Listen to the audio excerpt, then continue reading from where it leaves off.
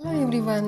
ಬೆಳಗ್ಗೆ ಆದ ತಕ್ಷಣವೇ ಏನಪ್ಪ ಮಾಡೋದು ಬ್ರೇಕ್ಫಾಸ್ಟ್ಗೆ ಅಂತ ಯೋಚನೆ ಮಾಡ್ತಿರೋರಿಗೆ ಈ ಒಂದು ಸೂಪರ್ ಟೇಸ್ಟಿಯಾಗಿರೋ ರೆಸಿಪಿನ ಶೇರ್ ಮಾಡ್ತಾ ಇದ್ದೀನಿ.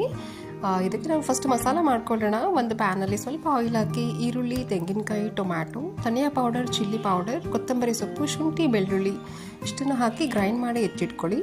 ಒಂದು ಕುಕ್ಕರ್ಗೆ ಸ್ವಲ್ಪ ಆಯಿಲ್ ಹಾಕಿ ಅದಕ್ಕೆ ಚಿಚ್ಕೊಂಡಿರೋ ಬೆಳ್ಳುಳ್ಳಿ, ಇದು ಆಪ್ಷನಲ್, ಈರುಳ್ಳಿ, ಟೊಮ್ಯಾಟೊ, ಕರಿಬೇವು ಹಾಕಿ ಸ್ವಲ್ಪ ಲೈಟಾಗಿ ಫ್ರೈ ಮಾಡಿ ಆಯಿಲಲ್ಲಿ. ಅದಾದಮೇಲೆ ನಿಮಗೆ ಯಾವ ತರಕಾರಿ ಇಷ್ಟ ಇದೆ ಅದನ್ನು ಹಾಕ್ಕೊಳ್ಬೋದು. ನಾನಿಲ್ಲಿ ಹಸಿ ಬಟಾಣಿ, ಅವರೆಕಾಳು ಹಾಕ್ತಾ ಇದ್ದೀನಿ ಹೆಚ್ಚಿರೋದು. ಅದ್ರ ಜೊತೆಗೆ ಸೋಯಾ ಚಂಕ್ಸ್ ಕೂಡ ನಾನು ಸೇರಿಸ್ತಾ ಇದ್ದೀನಿ. ಇದಕ್ಕೆ ಗ್ರೈಂಡ್ ಮಾಡ್ಕೊಂಡಿರೋ ಮಸಾಲನ ಹಾಕಿ ಒಂದು 5 ನಿಮಿಷದ ತನಕ ಮೀಡಿಯಮ್ ಫ್ಲೇಮಲ್ಲಿ ಫ್ರೈ ಮಾಡಿ ಆಯಿಲ್ ಸಪ್ರೇಟ್ ಆಗೋ ತನಕ.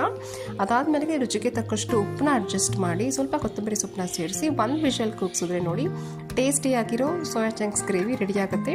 ನಾವಿವತ್ತು ಚಪಾತಿ ಜೊತೆಗೆ ಮಾಡ್ತಾ ಇದ್ದೀವಿ. ಇದು ಪೂರಿಗೂ ಚೆನ್ನಾಗಿರುತ್ತೆ ಹಾಗೂ ದೋಸೆಗೆ ಕೂಡ ಟ್ರೈ ಮಾಡ್ಬೋದು. ತುಂಬ ಟೇಸ್ಟಿಯಾಗಿತ್ತು. ನೀವು ಒಂದ್ಸಲ ಟ್ರೈ ಮಾಡಿ.